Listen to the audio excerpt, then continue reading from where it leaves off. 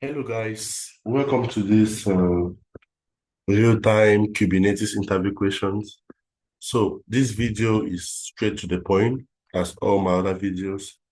What I'll be doing here I'll be showing you the real-time Kubernetes questions I've been asked by recruiters for the past 5 years today. And I'll be letting you know the questions I've been asked and how I responded to them. So all of these questions, which I'm going to show you here, are questions that has been asked to me and has been repeated to other engineers. So if you equally have some questions which have been asked to you, what you can do is just to comment in the section below, and we're going to check the question as well. So I'm going to go straight to the question. So today we're talking about Kubernetes. So I believe that after you're finished watching this video, you should either be ready to tackle 7 out of 10 questions which will be asked by your recruiter, okay? So these are questions that they mostly ask, maybe in different formats, but you're going to be getting these questions. So it is very important. This is not unlike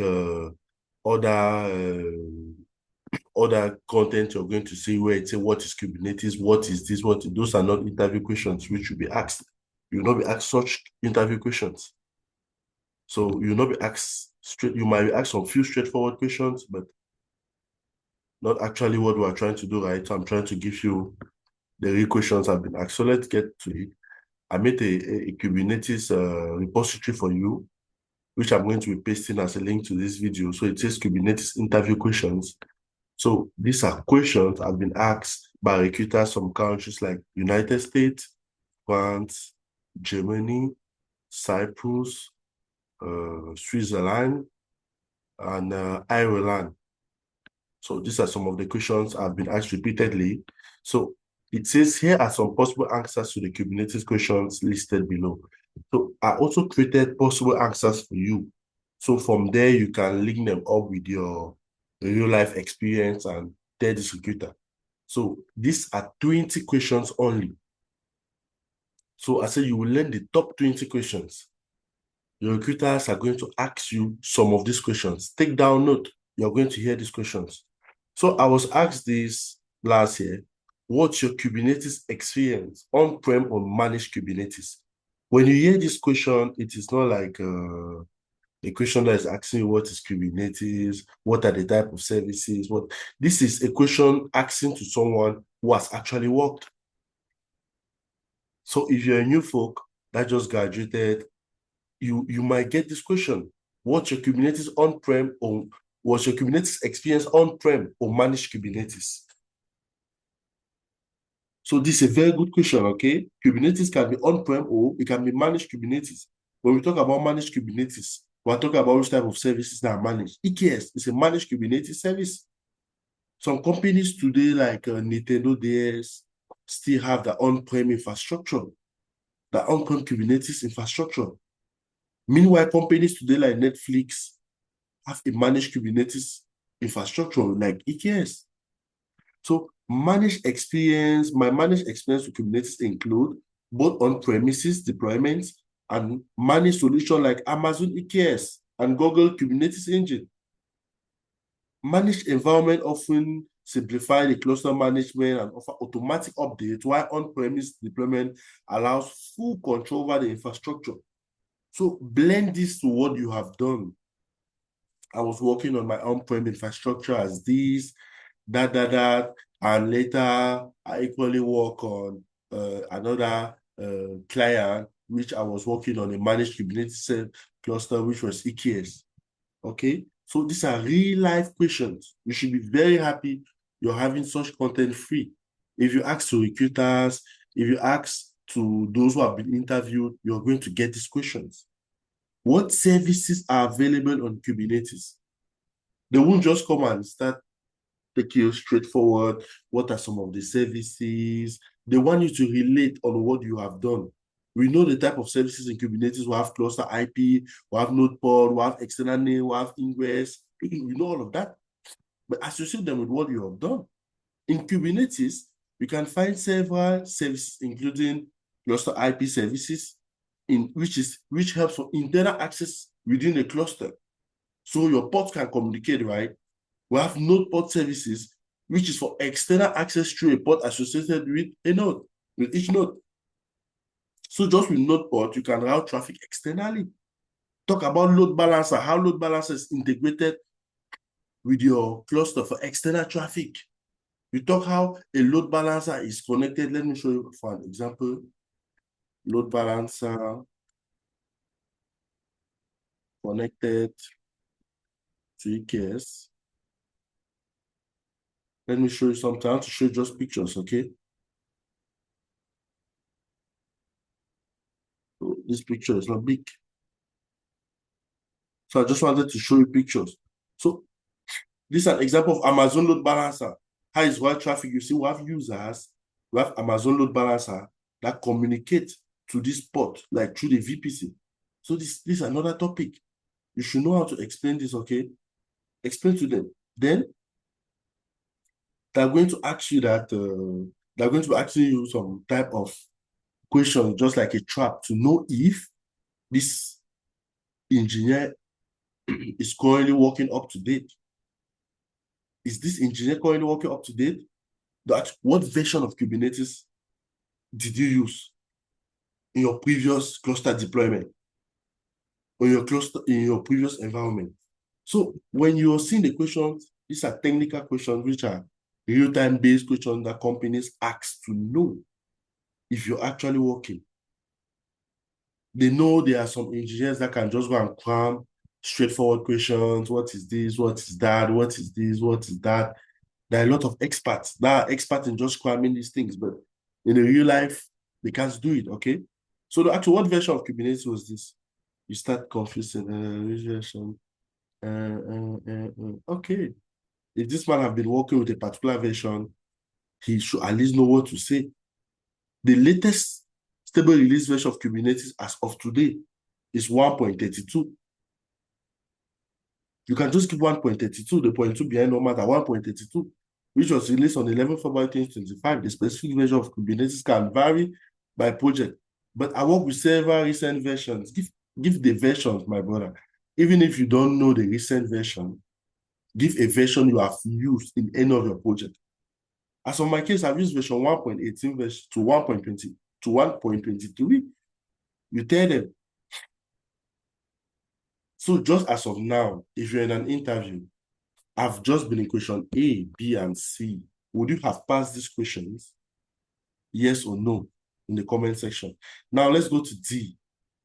How many ports have you successfully deployed to this cluster, like to the cluster you're telling us about? So anything you tell the recruiter uses it back as a question to you. Be very careful. You come and tell them, oh, I've deployed clusters, I've done this. Okay, it's taking down notes. Now we ask you, how many ports did you successfully deploy to this cluster? You say 5 ports, 2 ports. You, a newbie that is just from studying DevOps. The numbers of ports deployed can vary greatly depending on the needs of the application. For example, I've managed clusters that contain several hundred to few thousands of ports, depending on the capacity of the underlying infrastructure. So I cannot give you a specific number, but I've managed clusters that take about hundreds to thousands of ports, okay? I'm just giving you sample access to put on your way. Now, they ask you that, okay, in this mission or in this project that you were given, did you configure certificates? You say, yes, I configure SSL and TLS certificate to secure communication between services in the cluster. This communication have to be secure from hacker. They might ask you this question in different ways. How did you use SSL and TLS certificate to secure communication in your cluster? How do you use it? How did you configure it? Often using tools like Set Manager. Now we come again to another question. They say SSL and TSL. What is the difference? What's SSL? And what's TSL? When do you need them? When are they required? SSL stands for Secure Socket Layer, and TLS stands for Transport Layer Security. And security protocol used to establish secure connections over network. TLS is actually the successor to SSL. So most people, as of today, will be using TLS instead of SSL. Providing improved security and more robust feature. In practice, the term SSL is often used interchangeably with TSL, although TSL is the current version, okay? So how do you differentiate between development and production image? You know why deploying an application in cluster is a requirement for an image. We need an image. This can be local image. So development image can include specific tags, for example, map app column dev versus map app column pop. So they just want to know how you differentiate your images. Additionally, we can have different configuration for like environment and variables. So just tell them about how you people make use of variables. They just want to know how you people like don't do confusion in your images that you people use. Then, so far as we're going, have you heard any questions like what is cluster? What are the API? What are the main components of the cluster? You're waiting for questions like that. What are the main components of our EKS cluster? So you'll be telling them API, scheduler, node, port. So you would know. No. We are not interviewing someone here that is from school. We're interviewing a worker, okay? This video is for those applying for jobs already. And most of this company need someone who will have experience in the working environment. So you won't be asked those type of straightforward questions. Don't waste your time unless maybe it's new companies. Or maybe it's a recruiter who is not experienced enough. Has it ever happened that the port shut down or stopped? A big question. You that said you're working on a Kubernetes cluster, answer this question. You will say no. No port has never shut down. Are you sure? Yes. This can happen for various reasons, such as errors in the application, resource issues, maybe the CPU, the memory, or plant outage on the node. So Kubernetes typically handle this by automatically restarting the port based on that configuration. When the port shut down, how will Kubernetes start? They will ask you this question deep. Use example of replica set. What's a replica set?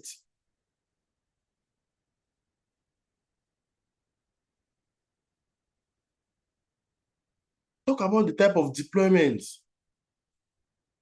HPAs, horizontal port autoscalers. Tell them what you have done. Go deep. They will ask you this question. How do you expose your application to a service? This is a big question. Tell me how you expose. You say you've been working on Kubernetes cluster, yeah? How do you expose your application to a service? Or how do customers access this application? How do the end users access this application? To expose your application to a service, you typically follow these steps.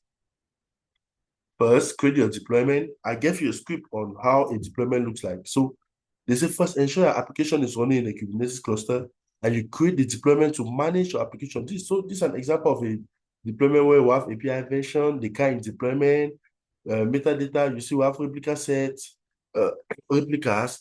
We have the name, my app, and all that, container port 80, that. So the second, create a service. Next, create a service to expose your application. There are different types of services. Tell them. Cluster IP, you expose the service for internal communication. Node pod will expose your service for node IP or static spot. Load balancer expose service externally using a cloud provider's load balancer. Externally map the service to a DNS record. So explain to them how you're going to use a load balancer. You see, we'll explain all the type of services, but now we say we'll use a load balancer. You now show them how you create a service for load balancer. And now you tell them that after you've done that, you're going to type this command kubectl apply-f deployment.yaml, kubectl apply-f the service.yaml. Now access this application. For load balancer service, Kubernetes will provision an external IP address that you can use to access your application. You can check the status and get the IP address, and you do keep get service. These steps will expose the application to the outside world, allow users to access it via the external IP address or DNS name provided by the load balancer. Okay? You can tell them that from this load balancer, you can associate it to Route 53. That's a domain name in AWS. You can use other domain names, GoDaddy. Okay? So name the type of load balancers and explain. I've been asked this question more than 10 times. Take note in Kubernetes. I've been asked this question by different recruiters more than 10 times. Name the type of load balancers. You see it as this is a straightforward question, but we usually bring confusion. They'll say yes. They want to know the difference between, although actually that was the difference between application load balancer and network load balancer. Although actually that was the difference between classic load balancer and application load balancer. Although actually that was the difference between network load balancer and classic load balancer or gateway load balancer, just to confuse you. Take note, you should know the difference. I was asked this question. The recruiter wanted to hear two things. Application load balancer operates on layer 7. Uses for HTTP and HTTPS, that's all. He also wanted to hear network load balancer operates on layer 4. It's suitable for TCP, UDP, and TLS. Finish. Finish. Gateway load balancer combines the function of load balancers and a gateway. Finish. There are some words that when you just pronounce, they know that you know. The original load balancer provided by AWS operated at both application and transportation layer, suitable for simple load balancer, HTTPS, HTTP, HTTPS, TCP, traffic across multiple institutions and generally recommended to use AAB. So this was the old type. CLB was the old type. You tell them people don't use that again. Okay, it was useful for legacy applications. So these are top secrets I'm giving for you for free. Go to the interview after revising this. You come and tell me. You get some of the question word to word. Go to the interview. Don't expect someone tell you you're going to go and get straightforward question. What is cluster IP? What you get nothing like that, my friend. What is ingress controller? How to associate? Or they might ask you a question, have you ever created an EKS cluster? That one you can tell them how you created an EKS cluster. On my own case, I created an EKS cluster using Terraform. So I ran my Terraform script. The Terraform script, I'll provision my VPC first. I provision my master node and my worker node. I provision my load balancers, okay? And now I write my deployment script and I'm able to deploy this application. So they'll ask you that, how does Kubernetes handle security and access control? They're trapping you now to know if you've actually been working. Someone that's been working on Kubernetes should know about security and access control. You tell them Kubernetes use role-based access control to regulate access to cluster resource. It depends. It defines roles that specify the permission assignment to user and to group. Additionally, Kubernetes manages security through network policies, port security policy, and service account. So this role-based access control, you can create roles, right? And attach them to groups. Like we can have manager group, we can have developer groups and UAT group. And now the only permission that developers have is maybe to read get. Why the permission that's attached to the admin group is write, create, get, read, in fact, everything. Okay.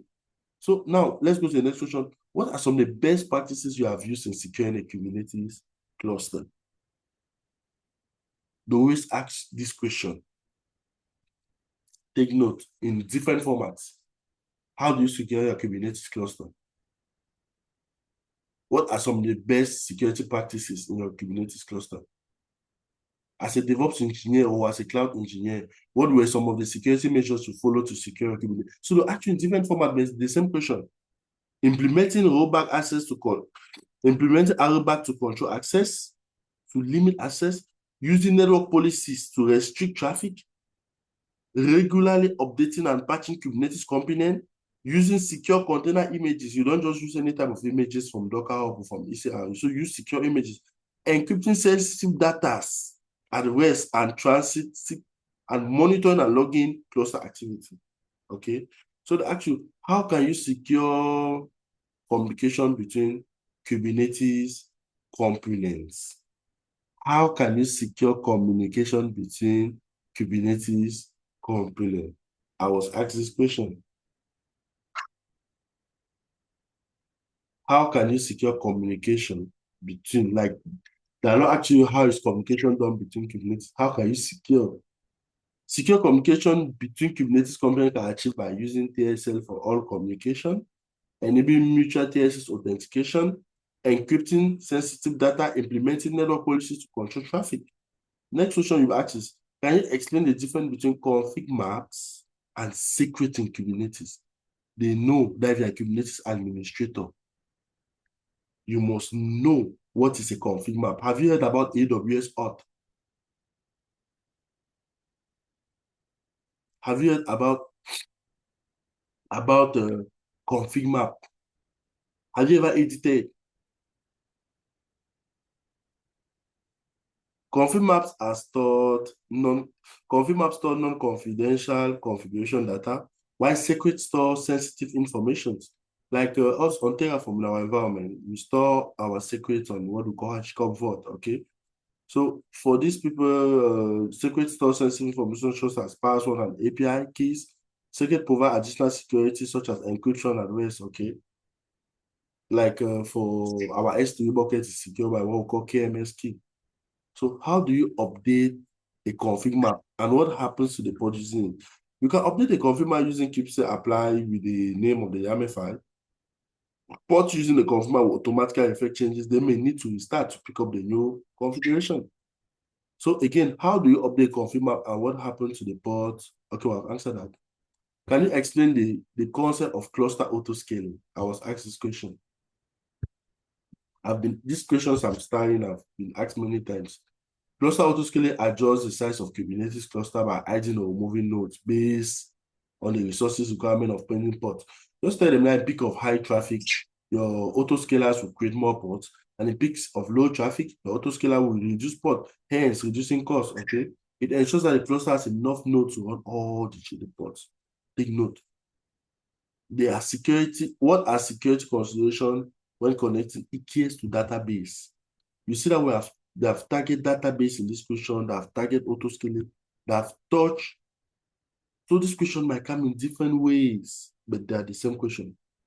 Security considerations include using sacred network connection, TSN and SSL, implementing network policies and security groups to restrict access, using encryption of data at rest in transit form, managing data credentials securely using Kubernetes secrets, regular monitoring and auditing access lock, okay? So you will also be asked this question, what are the steps to configure security groups for allowing traffic from EKS to your database? So you just tell them, create security group for your database, allow inbound traffic on your database port, like that's EG port 54324 for PostgreSQL from EKS security group, to attach the security group to the database instance. 3, ensure the EKS nodes or port are associated with the correct security group. So now you will ask this question, what are the problems you usually face while maintaining your Kubernetes cluster and how did you resolve them?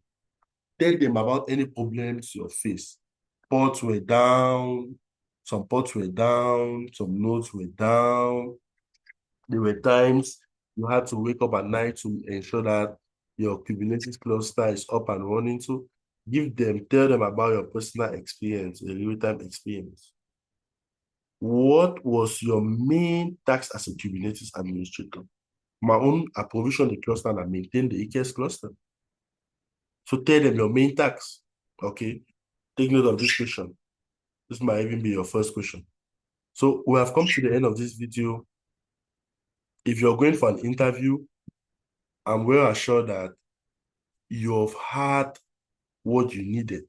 So if you revise these 20 questions very well, you're going to that interview questions. If you're being asked 10 questions, you'll be able to answer 7 or 10 of those questions, or 6 or 10 of those questions.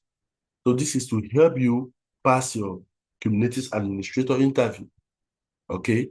So if you like me to do more videos of such content, please share and subscribe, not to waste more of your time.